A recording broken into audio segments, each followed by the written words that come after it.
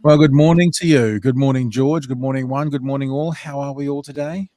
G'day, mate. Yeah, not bad, not bad. G'day, mate. G'day, mate. How you doing, mate? G'day, mate. G'day, mate. G'day, mate. Nice to see you. Nice to see your lovely face. Nice to be back with you. I have an interesting show today. We're going to be having a chat shortly. It's a pre-recorded conversation. It's which you haven't seen yet, George. So you'll get to see it and take it in for the first time, and then maybe you can do some commentary on it afterwards. But there is an issue in the Pacific at the moment. Well, is it an issue? This is the question, I guess, with the Solomon Islands kind of bringing on board China as one of their partners. I talked to Professor Robert Patman about this, and we'll get in. I won't kind of pre-talk about the talk, but I did kind of, when I heard that, think, well, who are we to tell Solomon Islands what they should and shouldn't do? And at the moment, we're telling Russia you shouldn't do or say anything about that sovereign nation over there. So who are we to say to this sovereign nation over there what they should say or do? I know, look, I'm not a geopolitical expert, and I know that's probably a little bit oversimplistic, but I was interested and have had the conversation with Robert Patman that'll be coming up. Yeah, we'll be able to discuss that afterwards. So I look forward to it. Yeah. Yeah. Also, not to, I guess we are belaboring the point, and we are going on about the slap heard around the world. But one of the things I thought is important to talk about as a part of this is also the idea of what this means. Like, is it modeling something? Are we looking at, do people take their cues from celebrities? And I think they do in lots of areas. They do, like in fashion, and, Blimmin' Kanye will bring out a pair of Yeezys worth $2,000 that are no better than a pair of $100 Nikes or whatever, but they'll sell out because Yeezy says they're, next best thing. So we are influenced certainly by celebrity. When it comes to like bad behavior, are we influenced by celebrity? So what they model, do we follow? So we have got Rob McCann from the White Ribbon Trust, which is a trust basically looking at violence within the family unit. But, obviously they know the research around violence and around how it works and how it's perpetrated. And I would think, obviously, what's modeled to us in our family is probably most influential, but that doesn't mean that we're not influenced by things that are modeled outside that. I'm very excited that you've got a video clip to play for us today, George, which is OJ talking about the slap. Hello, world. Which I can't wait to see. I haven't seen it yet. And also, I'm sure some of you have seen this, but if you haven't, Jim, we've talked on this show a couple of times about being surprised at the non-reaction by the people at the Oscars about the slap. I think I said maybe yesterday or the day before, I can't believe someone didn't stand up, one of the hosts, someone presenting, and say something like, well, I love you, you're my brother, but what you did was wrong. Like, that never happened. And I think that was shocking to me, that no actual person had the gumption to do it. Well, maybe because he's got no skin in the game. I don't know why. Maybe because he is worth hundreds of millions of dollars himself. Jim Carrey has spoken out pretty strongly about what happened. And we'll if you haven't seen that video clip, we'll play that during this. And also, we're going to wrap up the show. I had a conversation with someone yesterday going, why is this COVID thing taking so long? And actually, I was careful to go, yeah, you're right, it's taking so long. I looked into the numbers, and if you have a look at Omicron spikes around the world, they, especially in similar countries, Western countries, first world countries, that peak from the upswing to the peak to the downswing has been around about a month. Now, we're already a month into this, and I'm not saying we're at our peak, but it feels like we're continuing on with the teens. Can I call it teens of thousands? Like, it's 14,000 one day, it's 19,000 the next day, it's 15,000, it's 12,000, it's 15,000. So the teens of thousands every single day, and it's been a month. So we're not at that downslope. So we're going to have a chat later on this hour. He is from the School of Mathematics and Statistics at the University of Canterbury. Friend of the show, Professor Michael Planck.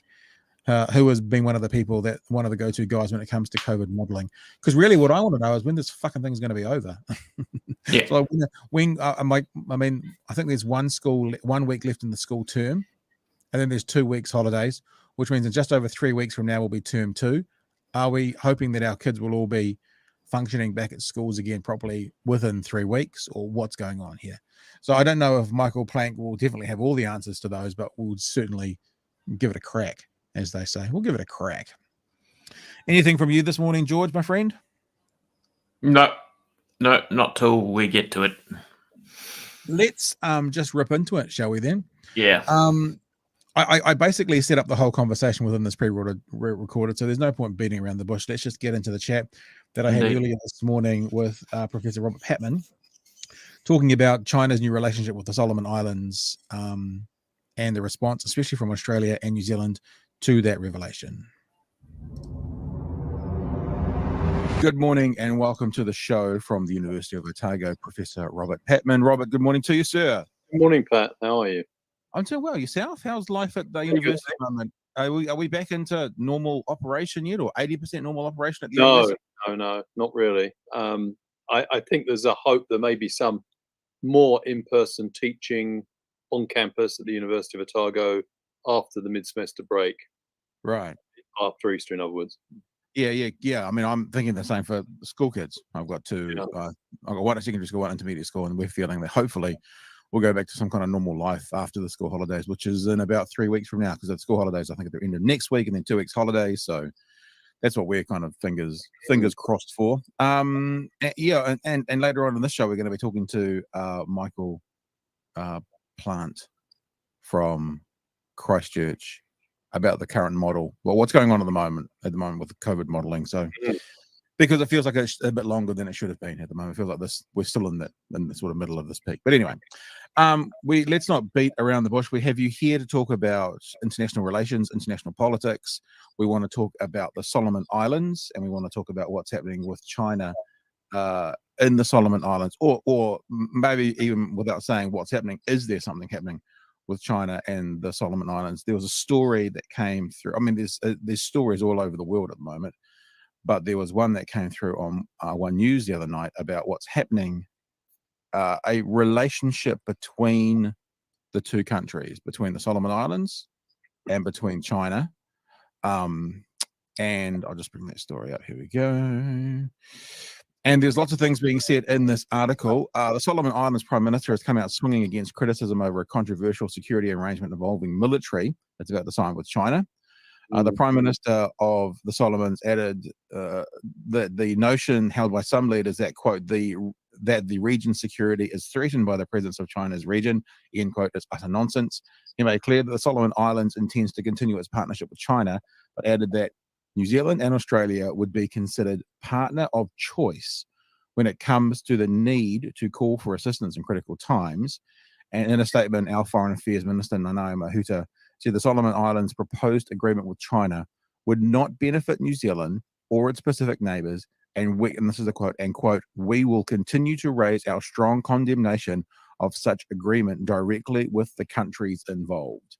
What I thought we could also do, Robert, is just have 60 seconds of the actual PM of the Solomons telling us when he was speaking to Parliament what he said about it all, kind of talking about the furor put up by other countries is a bit of nonsense. So let's just have a quick listen to that as well. We find it very insulting, Mr. Speaker, to be branded as unfit to manage our sovereign affairs or have other motives in pursuing our national interests.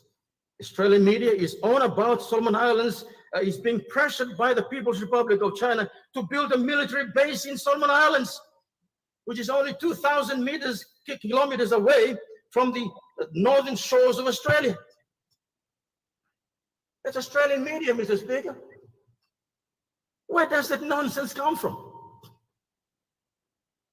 The security treaty, Mr. Speaker, is pursued at the request of Solomon Islands government.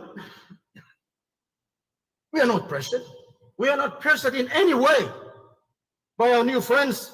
And there is no intention whatsoever, Mr. Speaker, to ask China to build a military base in Solomon Islands. So there's the Prime Minister speaking to his Parliament as to the whole situation and perhaps the complaints coming in from some of the Solomon Islands neighbours, such as New Zealand. Robert, what are your thoughts? It's an interesting development, and it seems to me that both Australia and New Zealand seem to have been taken aback by this development. They obviously have quite good intelligence, but it seems to me that the Solomons Prime Minister is making the case that since the Solomons already has a security agreement with Australia, that doesn't preclude some sort of security agreement with China. And I suppose the concern from both Australia and New Zealand is that they both have been worried about China's activities in the Pacific, certainly going back to 2018 in New Zealand's case. Right. And so I suppose this is the realization of their worst fears, that China is looking to have a military presence in the region.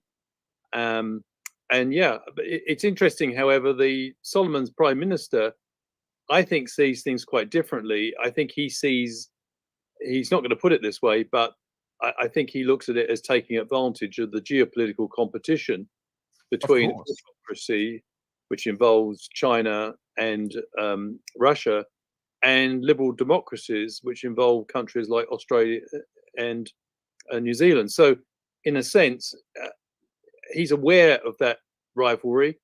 It enables him to maximize the possibilities and particularly financial support for the Solomons. You talked about the military kind of arrangement between Australia and the Solomons. I actually think you're 100% right. I mean, I know I'm a bit of a simpleton at the best of times, Robert, but if it was a business arrangement and you could go to your competitors, your customers' competitors, and get a better arrangement, people would go, "Oh, smart business." It's not a business arrangement; it's geopolitical situation. But I have no doubt that the Solomons are going, if Australia and New Zealand won't give us what we want or need, there are other people out there. Wink, wink, nudge, nudge. But also, you were just stating that there is a military arrangement between Australia and the Solomons. I mean, can a country have a military arrangement with multiple partners? And is there anything geopolitically that's what the Solomons Prime Minister is stating? Yeah, he right. doesn't seem to see any contradiction. And I think from his point of view, his leverage to extract support for his country might be diminished by aligning himself with just one party. Aligning himself with two keeps them both on their toes from his point of view. Yeah. And we must be quite clear here. He has categorically ruled out China having a military base in the Solomons. In addition, it's quite clear that this particular leader of the Solomons has been tilting towards China since he ended the Solomons' relationship with Taiwan. I think it was 2019, 2018, around that period. And that was a clear signal that he saw more potential of support for the Solomons from China than he did Taiwan. And so he ended the relationship with Taiwan then. So there's been a steady tilt towards China. In a sense, if you look at it from the Solomons' point of view, they are just maximizing what leverage they have to extract more support. Yeah, totally. I mean, and as I said, I know that sounds, I'm oversimplifying it, talking about a business, but I can understand if you've got multiple interested parties in your product, in this case being the Solomon Islands, then you can leverage them off against each other. The other thing I was going to ask you, and not to compare it to an extreme example right now, but there is a part of the world where we are going, this is a sovereign nation. How dare this other sovereign nation, tell this sovereign nation what to do? I'm talking about Russia and Ukraine, obviously. How dare Russia try and tell Ukraine what to do? But on a very minor scale, it looks like on some level, New Zealand and Australia are trying to tell Solomons what to do. Now, I'm not comparing them directly because one is a war, but what right do New Zealand and Australia even have to put up a bit of a stink over the Solomon Islands if they want to deal with someone else? Well, I mean, put this in context. I think both Australia and New Zealand have been sensitized by the events, the Russian invasion in particular of Ukraine, because I think it brought home, particularly to New Zealand. I think New Zealand, and I think the other thing here is New Zealand has been a little bit taken aback by China's leaning tilt towards Russia. China's been very measured in its support for Russia, but I think for a long time, in New Zealand eyes, we tended to make a distinction between the authoritarian regime of Russia and China. And I think what may be happening in New Zealand, and this is why we may be converging a little bit of Australia now in perceptions, that we've had run-ins with China before over the Huawei situation back in 2019. Yeah. We made it quite clear then we wouldn't accept a master-servant relationship with China for economic reasons. I don't think our position's changed in that sense. I think what's changed is that we're becoming increasingly concerned whether China is actually becoming much more forward-leaning. Since the free trade deal of 2008 between New Zealand and China, the first of its kind, by the way, in the world, between a developed state, New Zealand, and China, we always took the pragmatic view it was possible to do business with China without actually having any implications for our values, our norms, our political system. And I think there's been an erosion of that perception because of China's behavior during Russia's invasion of Ukraine, and the autocracy per se. The distinction between Russian authoritarianism and Chinese authoritarianism may have eroded a bit, I think, Pat, in the last few weeks, and that there may be a suspicion that authoritarianism, by definition, feels challenged by liberal democracy, and that China may be trying to expand its political model to the Pacific. But against that, I'm also, personally, I'm a little bit skeptical, because I think the Pacific Island countries actually, in a sense, welcome the emergence of China because it just gives them much more bargaining leverage. Yeah. Well, I mean, also, as you're stating and reminding me of our free trade arrangement, sorry, I'm not. I guess what I want to make clear is I'm not putting out there, New Zealand should shut up and take it. China's in the right here. I'm not stating that in any way, shape, form whatsoever. But it does cause me to go, we're happy to have a free trade agreement with China and take the money. Like that's our biggest exporter. And now that there is another country, on some level, I'm not being naive to say there's not a nefarious situation there and potentially there's ulterior motives and stuff, but another country looks to benefit from China, and we go, well, no, hang on, no. And whilst I hear what you're saying, and if I can repeat it back to you simply, one of the reasons New Zealand and Australia are showing concern is we're seeing China as a potential Russia right now, as opposed to just being a standard arrangement or agreement between any two liberal democracies. And if a Russian country came into our airspace and within cooey of our borders, that would be a concern to be talking about.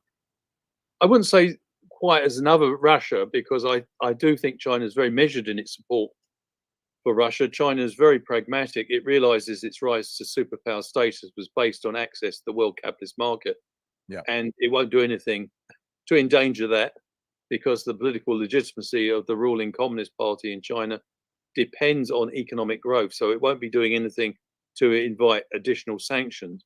But I do think, in a sense, New Zealand does worry that, given the ambiguity of China over what is a very straightforward violation of international law, and after all, China, you would, on the face of it, should have come out against Russian aggression, because China's always placed great store in state sovereignty and territorial integrity. Yeah, of course. So I suppose I think there's considerable disappointment in New Zealand about China's ambiguity on the Russian invasion, and I think that has led to, how should I put it, no longer giving China the benefit of the doubt. Not that we've been concerned about them for a long time in the Pacific, but I think that's hardening. But do you think? I mean, sliding doors conversation now because it's hypothetical, but if China had to come out with a strong condemnation of China, and then this agreed arrangement between the Solomons and China had have been announced, do you really think there would have been any different response from New Zealand and Australia? I think it could have been, yes, because we've chosen in the past to have a much more nuanced approach to China, and saying that, you know, China was not Russia, and China doesn't have the hostility to the Western world that Russia has consistently exhibited, in my view, since about 2012. You know, Putin's been supporting national populists all around the world, and one of the great ironies was when he launched his full-scale invasion of Ukraine on the 24th of February, was his claim that he was denazifying the country after he had backed neo-Nazis in countries like Germany, for example, AFD. So, yeah, I mean, I do think I think New Zealand is reassessing the situation, and I think there may be a sober realization that China cannot coexist in the way we previously thought it could with countries of different political systems. And it's puzzling because China's economy depends on markets dominated by countries of different political systems. So how far is China going to be forward leaning? I don't know. It's it's a successful economy, unlike Russia's, which Russia's economy, even before the invasion of Ukraine, was about 11th in the world. It was smaller than Italy's. So it was always going to struggle to live up to its aspiration of being a great power.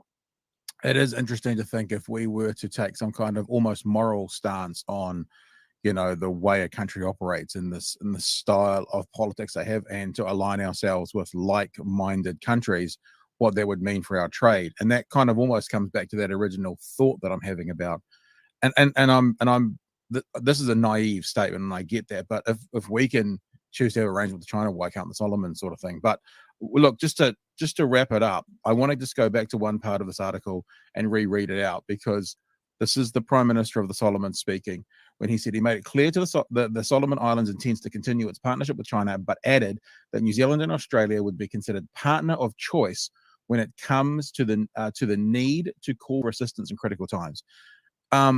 Much like, I guess, that relationship, if you've got leverage, as you've been saying, I mean, part of me kind of goes, well, if you're taking your business elsewhere, why would you call on us?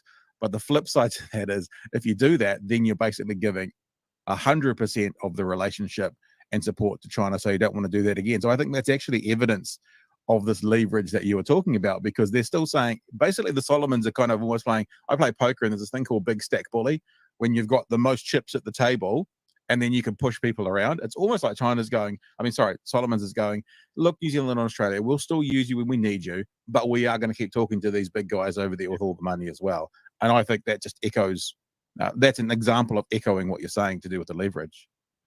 I think this is the Solomons strategy. I think the reason that New Zealand has fallen almost into lockstep with Australia on the Solomons is that both are skeptical that the Solomons can play this sort of game effectively with a superpower. In other words, there's such an imbalance in power that it may be all right playing one liberal democracy off against another, but here the Solomons government is trying to play off a superpower, a rising superpower, against liberal democracies. It does, in the short term, have, quite considerable attractions for the Solomons, a very poor country which is seeking to maximize support for itself, which is an understandable, desire.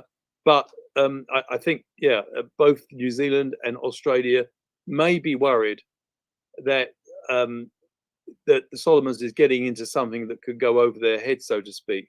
I don't know. It may be, and I think the Solomons government is aware of that, and that's why they're aware of this somewhat, if almost patronizing view from the Solomons' point of view, that they won't be able to play this game. He's insisting that they can actually have two security arrangements, and it will not result in the Solomons being compromised from what they still consider to be their natural partners, New Zealand and Australia. Amazing, as always, Professor Robert Patman. Thank you for joining us today. Great insights, and it's something I guess we'll keep an eye on over the forthcoming weeks, months, and who knows, even longer. But once again, on Big Hairy News, thank you for your time. Thank you for joining us. Thank you, Pat. Cheers. There you go, Professor Robert Patman, as always. Just insights beyond insights beyond insights. Now, George, that's the first time you've had a chance to kind of hear and check in with that, because I recorded it earlier this morning. Got any thoughts on it? Yeah, I mean, so when it comes to questions around, like, I guess trying to come up with a universal principle about how we judge other countries, that's always going to be impossible, just because of, realpolitik, right?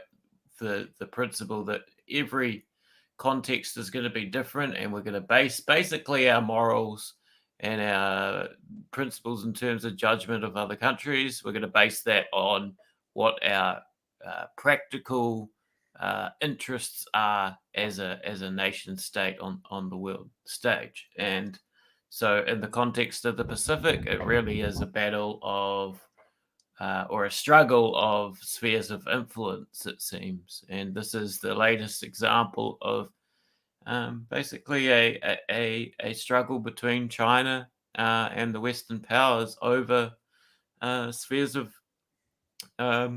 influence in the Pacific. Now, and we could sort of trace some of these. Maybe we can, as Kevin Rudd has said recently, we can maybe trace the Solomon Islands decision to align itself more with China. We can trace these to maybe failings of policy from previous Australian and New Zealand governments in terms of maybe leaving the Pacific behind, or in terms of not using opportunities when it comes to climate change policy and humanitarian aid to, basically look after our Pacific brothers and sisters. Which then, means that they can, maybe turn around to China. It's always very interesting when a former prime minister of a country comes out saying, "Oh, all the administrations of the past have caused and contributed towards this, and how much freer they get to be fucking decent human beings once they're out of office." It was like I made a joke once. Who was I interviewing? One of the comedians that was co-hosting a show on New Zealand television where Paula Bennett was the moderator for it. It was like I don't know. I never watched it. And I took a clip of Paula Bennett being the moderator for it. She went, "Look, I have to be fair. I have to be fair to both sides." And I'm like, fuck, when did that start? Yeah. It wasn't your political persuasion that he had to be fair when that was happening the case. So it's always interesting when you see these people coming out of politics and all of a sudden having nuanced and balanced opinions. Yeah, it's great. They have within. That's reflected perfectly in this line from Kevin Rudd, where they basically ask him, like, well, what about your policies where you basically used Pacific Islands as dumping grounds for asylum seekers? And he says, "Oh, that was Julia Gillard policy." It's like, yeah, but then it was your policy, and you could have continued it or stopped it, right? Couple of comments based on that conversation. We put one up before. Should we bring them back up now? Gareth says, "It's like a mate dating a lady who you're a bit worried about. Not your problem, but it's your mate. And so you say, hey, be careful." Well, I guess the thing that, and I hear what you're saying, George, about when we're comparing, and I understand the geopolitical issue with a country like China coming into more of our physical sphere. But there is a part of me which kind of goes, if we're happy to take the money and we're happy to get help from China, they're our biggest exporter, if we're happy to do all these things, and equally, if we're happy to tell, Russia, you should not do anything to basically influence that foreign independent country, yet on the flip side of it, we're happy to take China's money, and now we're telling a country you shouldn't be doing this. I don't know. I don't know if hypocrisy is too strong a word, but it smacks of something to do with what, I think we get ourselves caught up in these situations where, and maybe it's a bit like, we're going to talk about Jim Carrey later on. Straight away, when he came out with a very strong statement about Will Smith, people were like, well, look what you did in 1995. I know getting caught up in that doesn't help either, but I don't know. Maybe I just want to have a fairer It's world. Maybe I want it's to have a fairer world. it's necessarily hypocritical and contradictory because all of these principles and morals about who's doing the right and wrong thing are usually just tools of a nation state's interests, of its realpolitik interests. And so it uses, principles of human rights or whatever it is as usually excuses. So necessarily there's going to be hypocrisy and contradictions within that. That's my sort of. Okay, so let's put it this way. I mean, are we taking dirty money from China? Like if it's hypocrisy that needs to be in place. I mean, we're all against blood diamonds at the moment. Yeah, we're all against earning money and taking money and buying products when 7-year-olds are going down mines and people are dying to get these things out of the ground. If we're telling the Solomons they shouldn't be taking China's money, and I know I'm oversimplifying it, but basically saying that, yeah, we're taking dirty money as well, if that's what it is. I don't know. I'm I'm a not bit of a Marxist, so all money is a bit dirty to me. Let's move on. Emperor says if countries can get a better deal from other countries, they should go for it. I hope the Solomons haven't taken on too much Chinese debt for this development like other countries have. So there's an interesting point as well. All right, cool. Still to come up in this show. I can't say still coming up this hour. Sounds like I'm on the fucking radio still. Still coming up before we finish the show. We're going to be having a chat, if you're just joining us, with Professor Michael Planck from the University of Canterbury, talking about when is this pandemic going to be over? No, really more about the Omicron.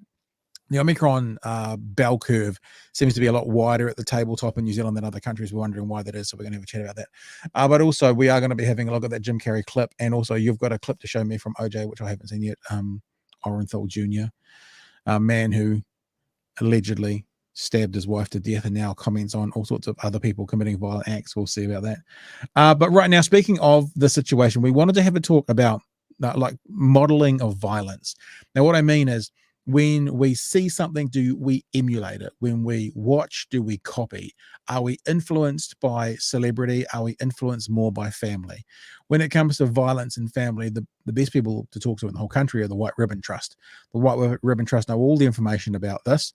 They know all the information about how violence is perpetrated in families and stuff.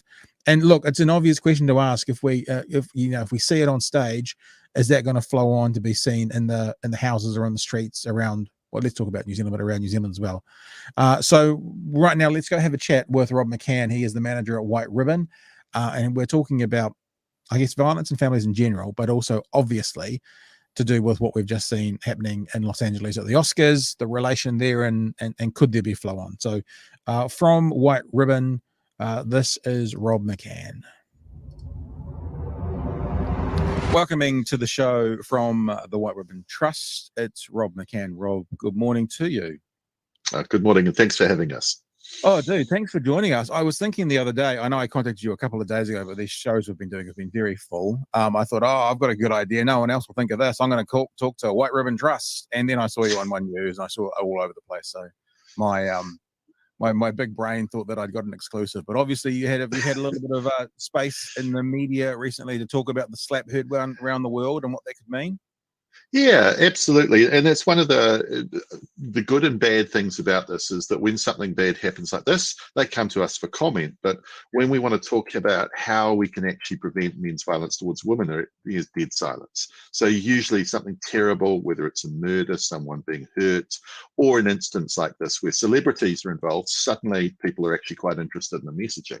It's something that we have to deal with. It's terribly frustrating because actually, in our business, we want to prevent this stuff happening, not so much to slap against a comedian. We'll talk about that in a minute, but we're trying to prevent men's violence towards women and violence in general. So getting positive messaging out in this world without using celebrities it's quite tricky. So we do have to be quite on the ball, so to speak, and ready to respond and weave messages in through whatever current event is occurring.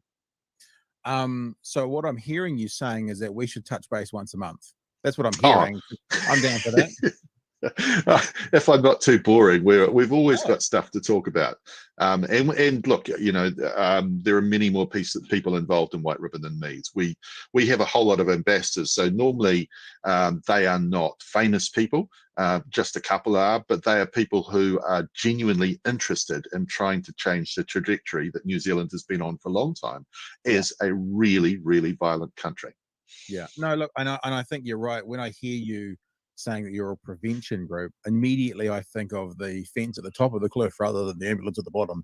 And that means actually talking to you about before incidents happening makes more sense than, as you're saying, as a reflective thing once things have already been done, because ultimately we want to stop the violence before it happens, not reflect on the violence that has just happened. That's basically what you're saying, isn't it? Yeah, absolutely. But the tough thing about that is that most of us think, oh, well, it's not going to happen to me. It doesn't happen in my family, so it doesn't affect me. And then when they see a person on TV who reflects them, then they go, oh my goodness, well, now I am upset.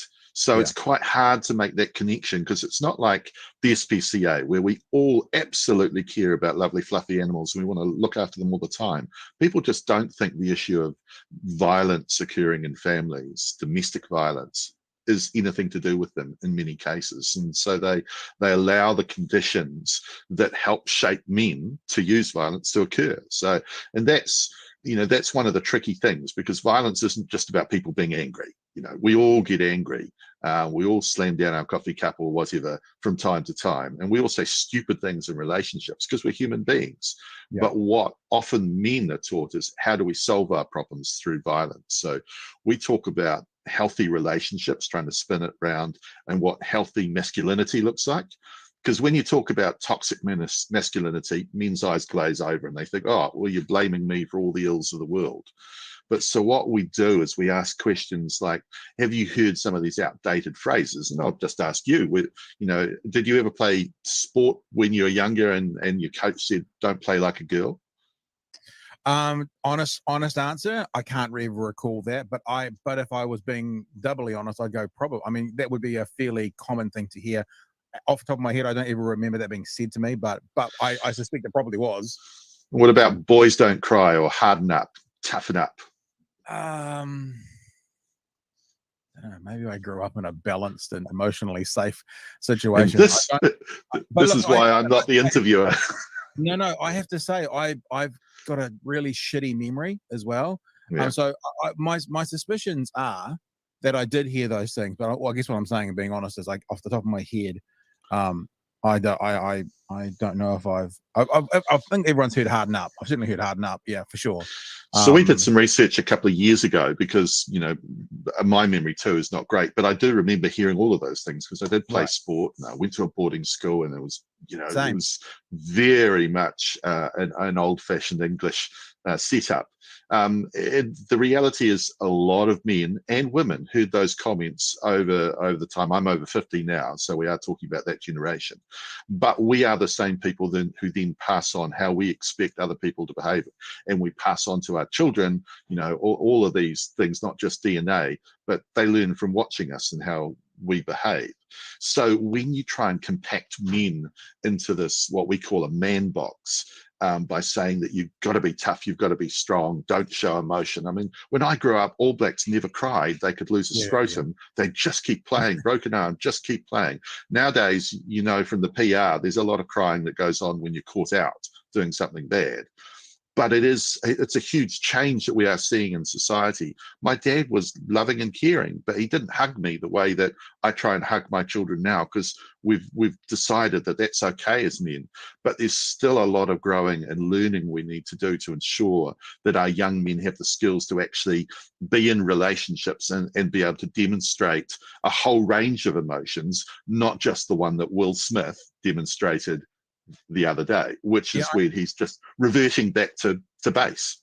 I know, and maybe we should get into that. I mean, I know that this is not your necessarily area of expertise, and you don't necessarily want to have to associate your fantastic decades of good work with, the slap heard around the world. But the reason I think it's pertinent to bring you on to talk about it, and you've sort of said this already without using this word, but there's a modeling that's just happened on that stage in front of 1 billion, probably actually more like 5 billion people now, because who hasn't seen the replay? and that modeling was your words have upset, actually not even upset me, but upset the person sitting next to me. So therefore, I'm going to commit a violent act on you. And I was wondering, and this is probably the genesis of the whole thing I wanted to connect with you on, Rob, is that, you know, the evidence that there is out there or not between what we see and what we do. I would imagine what you see in the family, as you've just said, we pass on to our kids, is the biggest influence. But surely there is evidence out there, or makes logical sense, that what we see in society, what we see our heroes doing. I mean, you're talking about rugby. You know, I remember playing rugby in the 80s and 90s, and, you know, how we used to ruck in rugby, and we would want to do it like Richard Lowe did, and he was a mongrel, but that was the example of what a hard man rucking would do. So we modeled off what we saw our heroes doing. And that's the kind of genesis of the conversation I wanted to have with you about what evidence there is, or certainly what you know of, you know, what a 19-year-old boy now has seen, you know, what, and to be honest, and not much of really a pushback. I know that he has apologized in that, but not really. There's still a lot of justifying going on there. So it still comes across a little bit like, I'm unhappy with your words, therefore I'm going to commit a violent act on you. So can you speak to that and speak to the modeling and the example set by us, especially outside of the family home, how much of an influence that has on us? Yeah, absolutely. And I can go further than that. So I agree with your point that we do suck in what we see on TV or wherever from our heroes. It's absolutely true. But we also do it from other sources as well. When you are talking to young men and women about pornography, and or looking at the research, the attitudes and behavior that young men and women have around sex is absolutely influenced by what they see, which we'll call media, for want of a better word, and they're accessing it. And in my day, there were a couple of magazines that would be hidden under a bed. It was still harmful because it just portrayed women's objects, but compared to the harm that we see caused by it now, where many young men and women don't see the difference between that version, where there are some really poorly paid actors who are doing things that many normal people can't do. We're seeing young women with serious health conditions because of what they're being forced to do or what they think they have to do. And we're seeing lots of young men use strangulation because they've seen it on a porn video and they think, well, that's normal. This is how I'm supposed to behave. And the same goes when you see your heroes do shit. And we've just I was just speaking the other day and listening to some research about gender studies, and you know, men still believe that if they're insulted, etc., in our country, that they should respond violently. You know, they think if they walk away from a fight, they're less of a man. You know, we've still got that stuff ingrained in us, and when you see a hero do it, you go, that's, you know, I've got to emulate that. Well, it normalizes it. I think that's the word you've used. It normalizes it. I mean, this was normalized, that because you kind of go, well, if it's okay for this, you know, 300 millionaire to do this in front of 1 billion people, of course it's okay for me to do it on my school field or on my, you know, whatever, because if they're allowed to do it and they've got much higher stakes than I have, then of course I'm allowed to do it. So and also I was thinking, and we've all seen, I'm sure, the responses by many justifying Will Smith's actions. So not only is it an example of violence that is modeled, there is also a sector of society, and I won't say it's the majority, but certainly a sector that if you go, you know, data mining for it, you'll find it pretty easily, that are also saying, yep, Chris Rock got what he deserved. And some from some very high profile people talking about, don't talk about women's hair like that. I mean, that's another whole conversation around the cultural issues around hair and that sort of thing. But you're never going to convince me that let's even be generous in saying a terribly unkind joke about someone's hair and condition warrants a violent act. You know, no matter how wrong Chris Rock was for picking on it, if he was wrong at all, and I'll say that, but I'm being generous saying, let's say he was completely in the wrong with his joke, the response was disproportionate to a point that I do wonder about. Are we going to see, you know, kids getting in trouble or other people emulating it and then directly citing this incident as a reason for it being normalized? Well, I think you're right. it's really unfortunate that we're all helping to blow up the incident. I mean, there's just no way of ignoring that. And social media does that. It takes something, anything, and just continues to push it out there. But, you know, people will react because they will have seen their hero do this. And the other thing we have to remember is when we are angry, we are, in many cases, people stop thinking as rationally as they should do. We emphasize the need for a call-in culture, the idea that actually if you want to create any type of change, you've got to do it in a respectful and polite manner. And one of the things that we talk about is that, you know, when you're angry, that's not the right time to have those kinds of discussions. You know, make a joke, walk away, you know, wait till everyone's calmed down. And certainly, I've seen some good writing about what Will Smith could have done, which he could have stood up there and he could have dissed Chris Rock in a really, really significant manner in front of the world stage. And there would be only one winner and loser in this, but he chose anger. Also, other commentators saying that, well, it's actually his ownership of his wife's reputation, etc. All the people I've heard say that she is quite capable of actually dealing with this herself rather than that ownership. I have to protect my woman, etc. And this is quite different from a physical altercation where you protect your child or something from a physical altercation. This is quite separate. It just feels to me that, and I don't want to get on the bandwagon of banging one or the other, but that his ego was bruised and he responded in a way that many men do. I'll get on the bandwagon. I think absolutely. I have no problems jumping on the bandwagon and picking one side over the other in this because, you know, we don't need to kind of get into it's been looked over a million times, but, you know, it seems to me that he did actually react appropriately to start with, which was, I don't like this joke, but I'm going to politely clap and laugh. And then his wife was very upset, and then he reacted. So I think it's and the point you're making, which I think we'll probably leave it here, Rob, but the point you're making about how he could have responded is still so. I mean, this would be the example. You know, if he had responded with his words to someone who offended him with their words, then it would have been the dick Chris Rock would be talking about today, and what the disgusting joke he made about this woman who's suffering from a autoimmune issue. But because he didn't and Will Smith, his persona of being a good guy, a nice guy, and a protector would have been magnified, not minimized, by him choosing violence.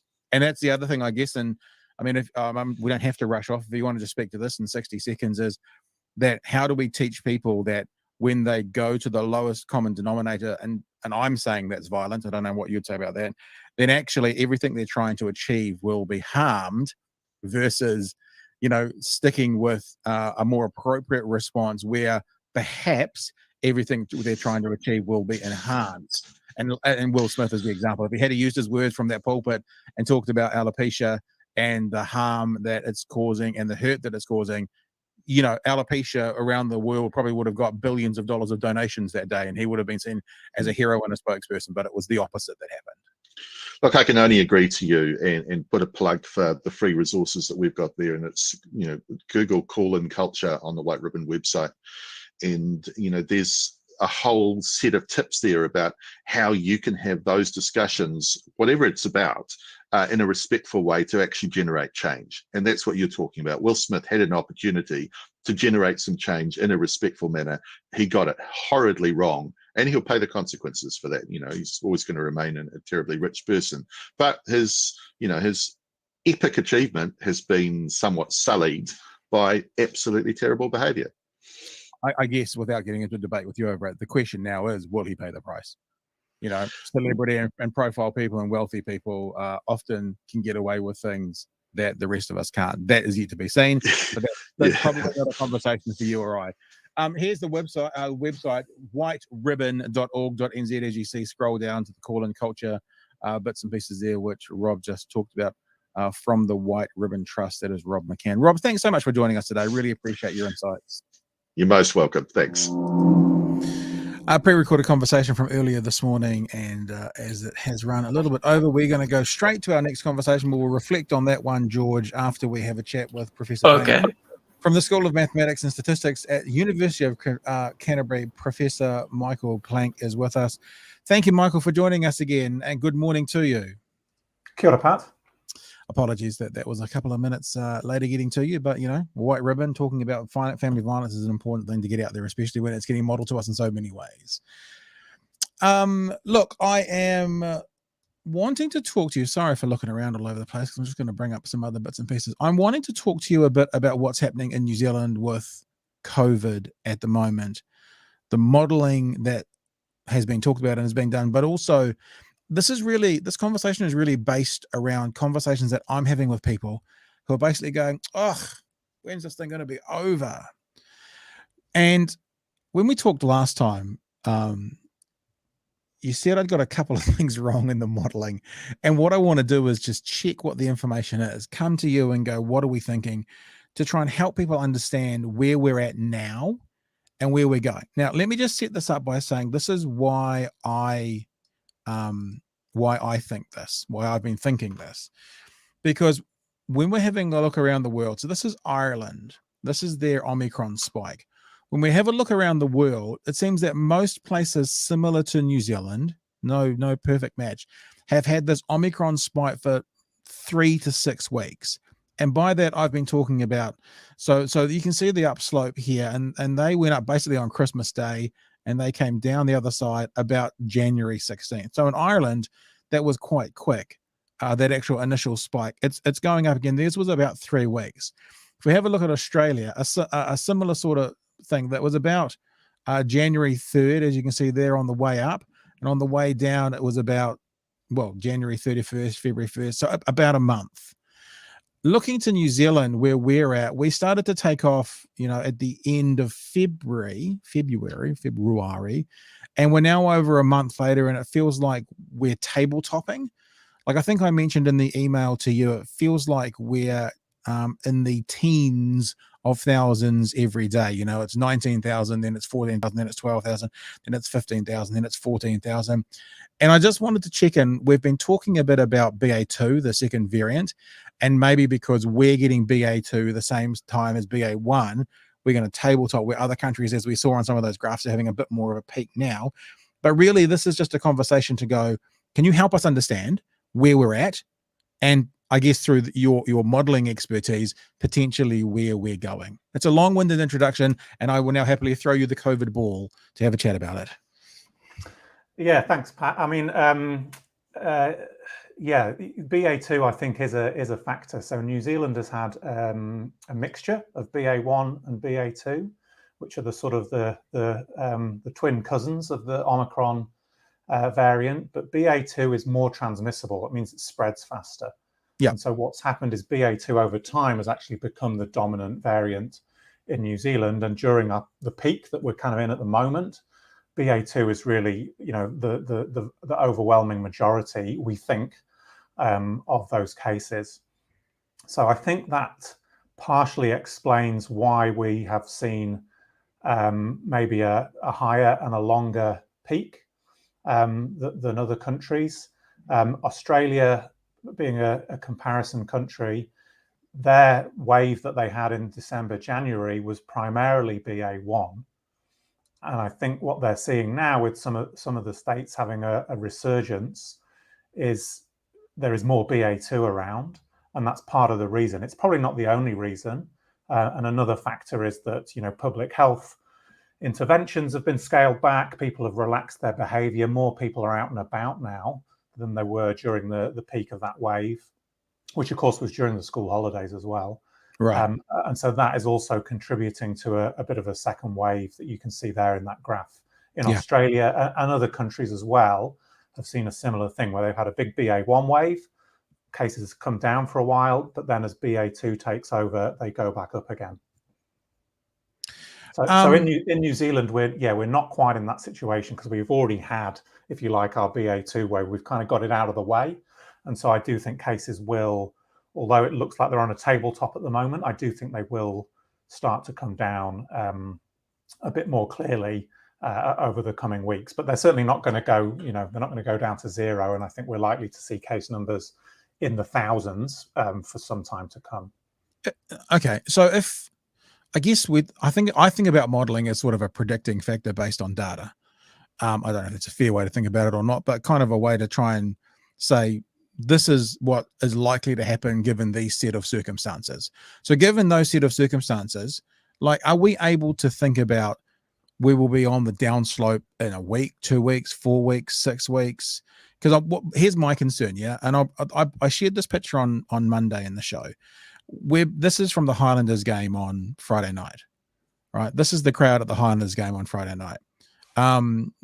Because even though the stadium is under a roof here in Dunedin, it's considered an outside venue because it doesn't have walls, basically, and thousands and thousands and thousands of primarily students on top of each other, maskless. And one of the things that's happening, I mean, like, it could be in Dunedin that they've all had COVID, because that happened at the start of the wave, as all the students got hit, and they might all be, have some sort of antibodies for the next 3 to 6 months, and so I'm overreacting, showing concern for that. But what I want to try and do is help people understand, because when I came into this, we put some quite conservative restrictions around our household. We took kids out of school. We wanted to be safe. And in our heads, we were going, we're giving this 4 weeks. Now that's up, and we're kind of going, oh crap, is it going to be another 4 weeks? What should we be thinking about doing? How do we plan our future with what's going to happen from here? I want to give people accurate information as much as we can, encouragement to go, if you give it this much longer, let's reassess. But also everyone, even me, is starting to go, okay, when sort of thing. So are we able to look at through the modeling, through the data, as to, I guess what I'm asking really in a long-winded way is, can we say 2 more weeks and then we'll know? Can we say a month and then we'll know? Or can we just literally not say that? I mean, nothing's ever guaranteed with COVID, but I do think cases will come down, and I hope they will come down.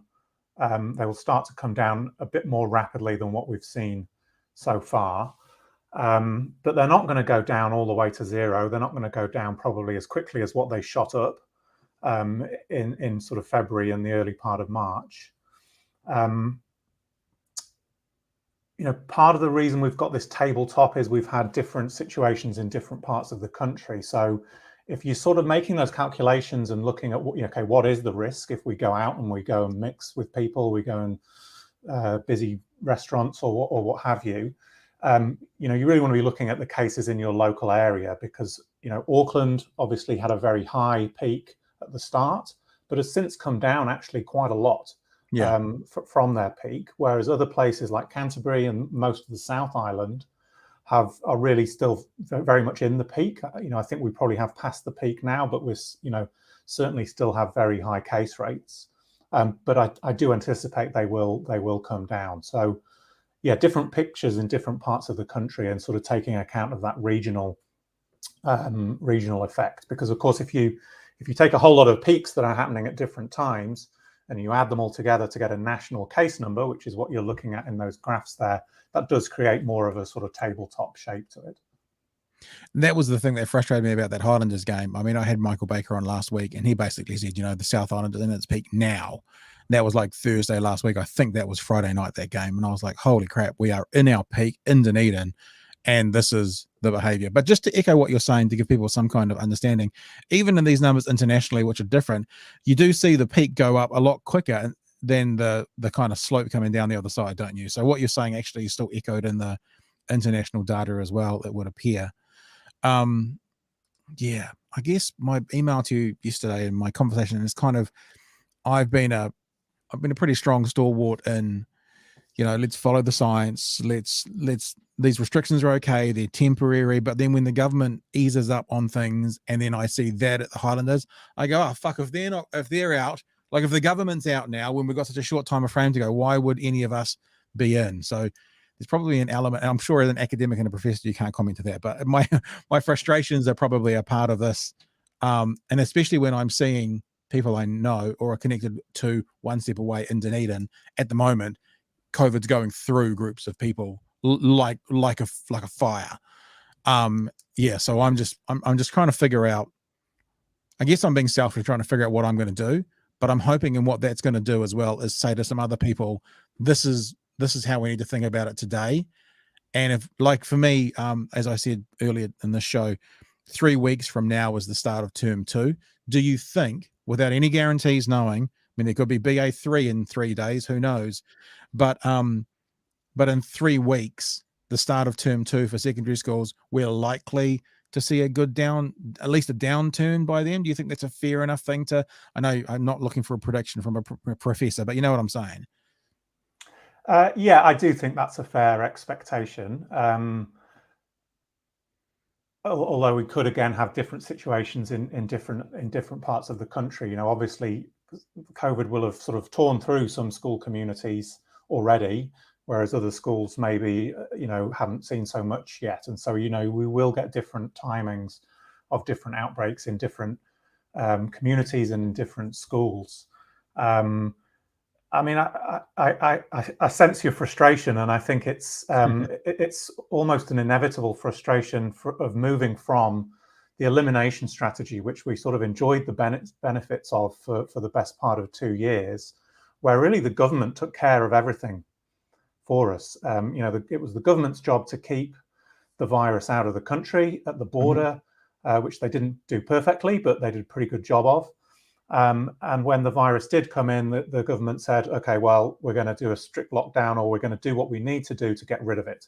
And so people, by and large, there was public buy-in for that approach.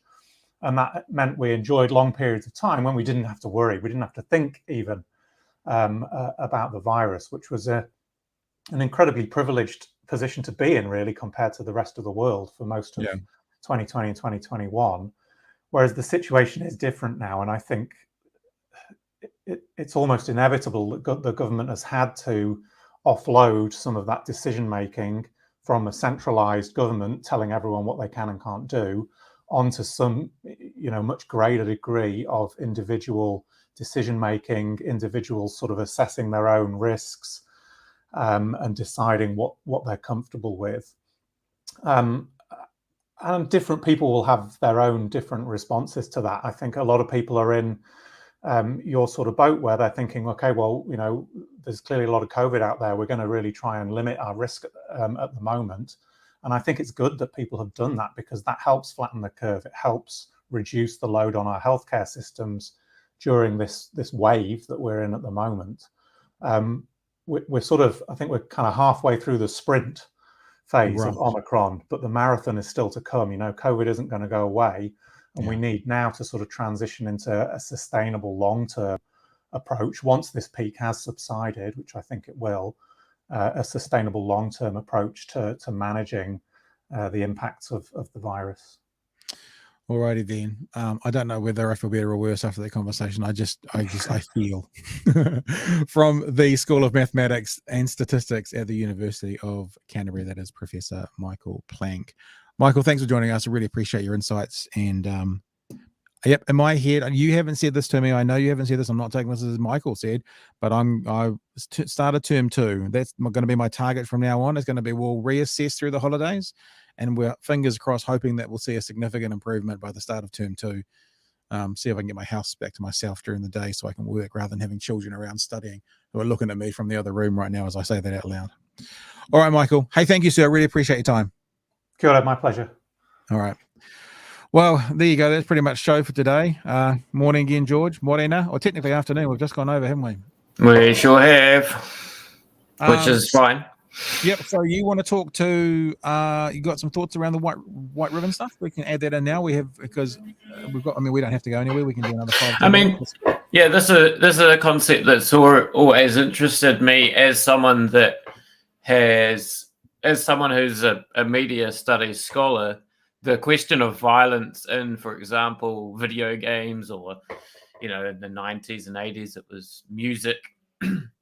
Lyrics Gangster and rap. music, all that sort of thing, parental guidance, all that sort of thing. And the video game argument as well has been largely debunked in terms of a cause and effect sort of direct link sort of way.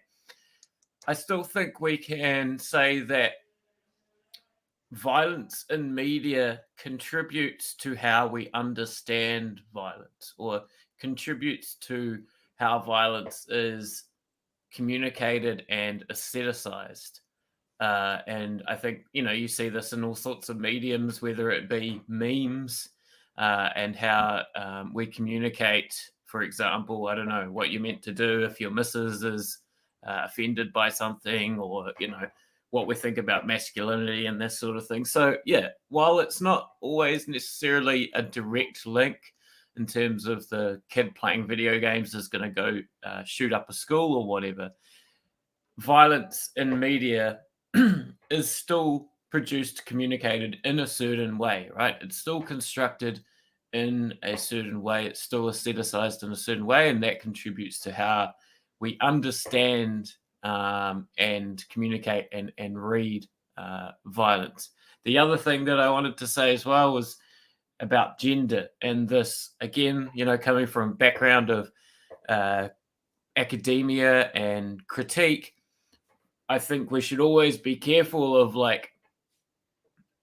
what is healthy masculinity, right? What does this phrase mean? We should always be questioning these things, right? Because it seems like the demand becomes that the healthy, good member of the masculine society is suddenly tearful, opening up in their emotions, and all these sorts of things, right? Which is just as constructed and just as and should be just as prone to critique as the other older model of masculinity, right? So I guess I'm just encouraging questioning and sort of acknowledging that these constructions of masculinity can be just as ideological, for example.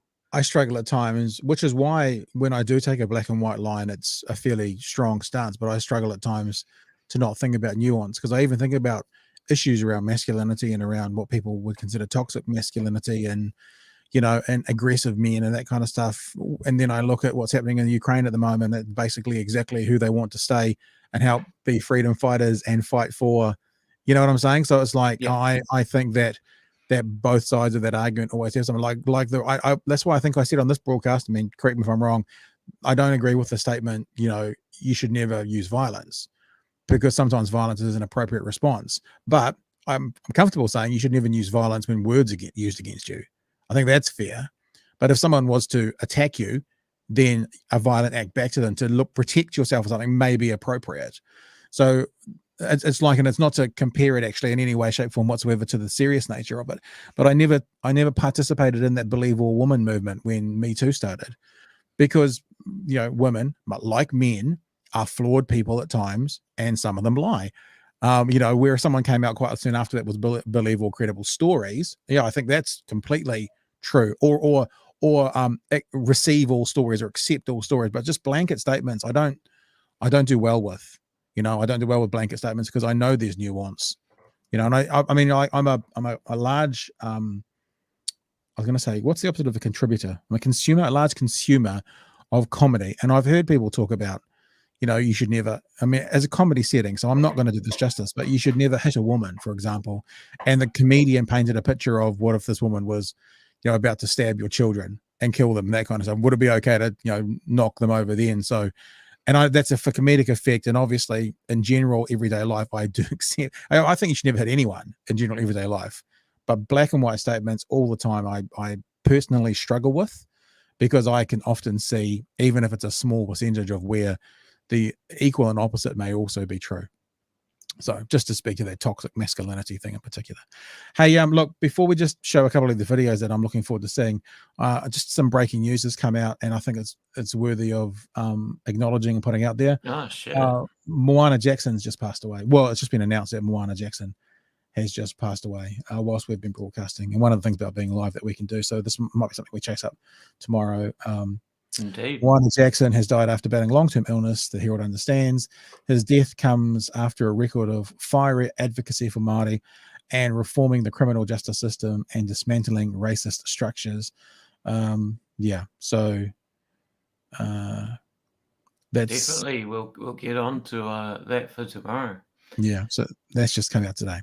Look, we have talked to, we've continued the conversation around Will Smith a little bit. I think and I hope that one of the reasons we have continued to talk about it was not just necessarily, as clickbait. But as we had the White Ribbon Trust people on today, there is flow-on conversations from this.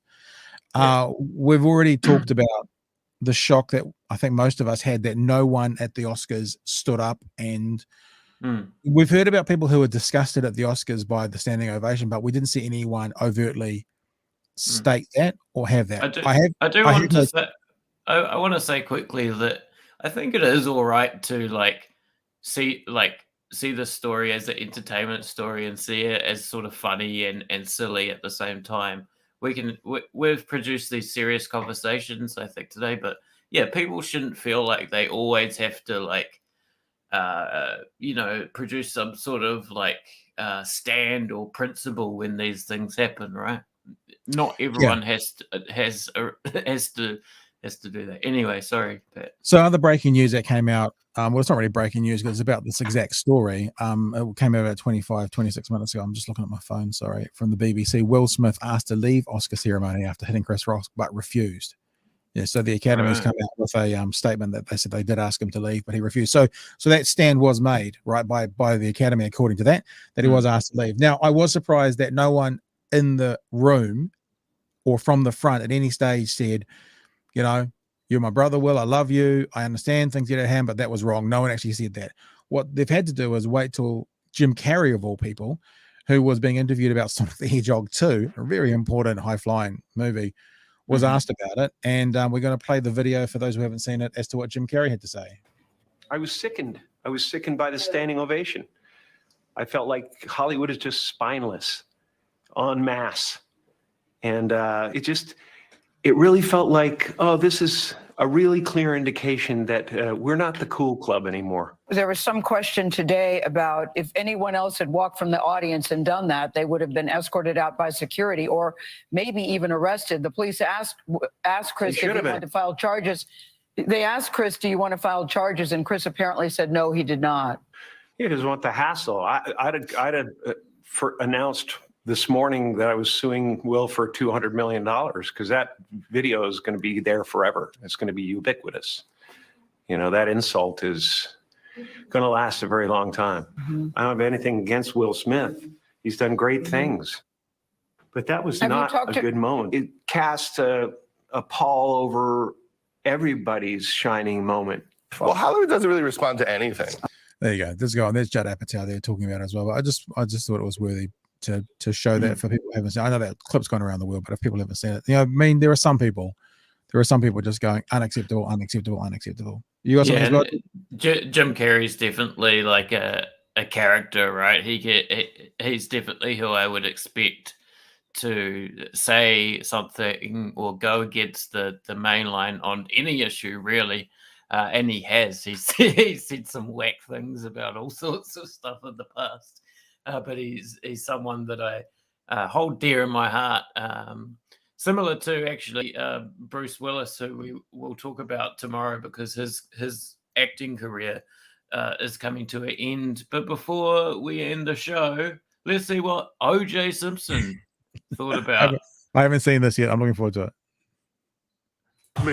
But the question I've been getting is Will Smith and Chris Rock. Hey, look, it was unfortunate. I think Will was wrong.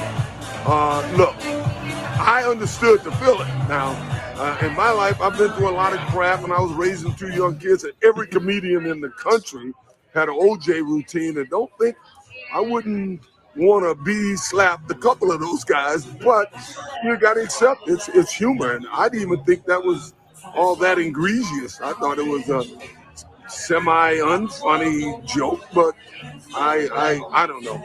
I don't get it. I know this.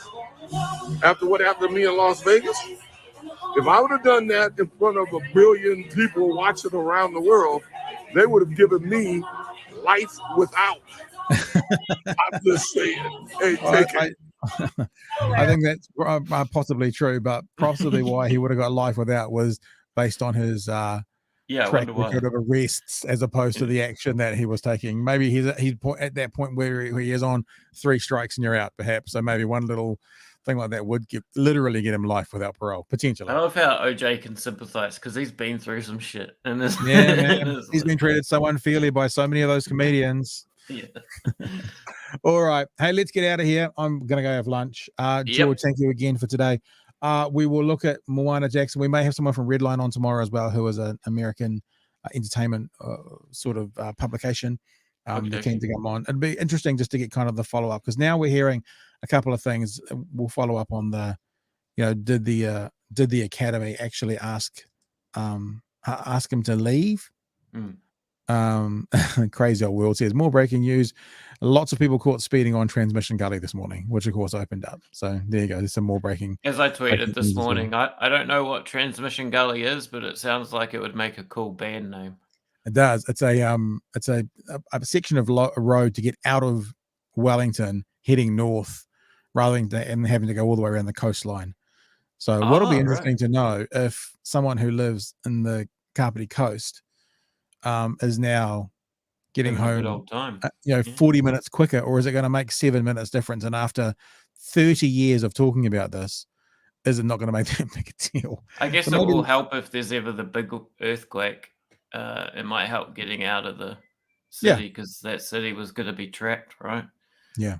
Or it will just be extra trapped now. It'll be trapped twice. Yeah. All right, team. Hey, thanks for joining us again today. Tomorrow morning, is it Thursday today? It is Thursday today. So tomorrow morning for our last one for the week. And we will catch up with you then. Thank you for joining us. Thank you, George, for all your work. And thank you for being involved today. And other than that, until 11 o'clock tomorrow morning, thank you for watching. Remember to hashtag share our shit. And we'll talk to you anon. Hey, nonny, nonny.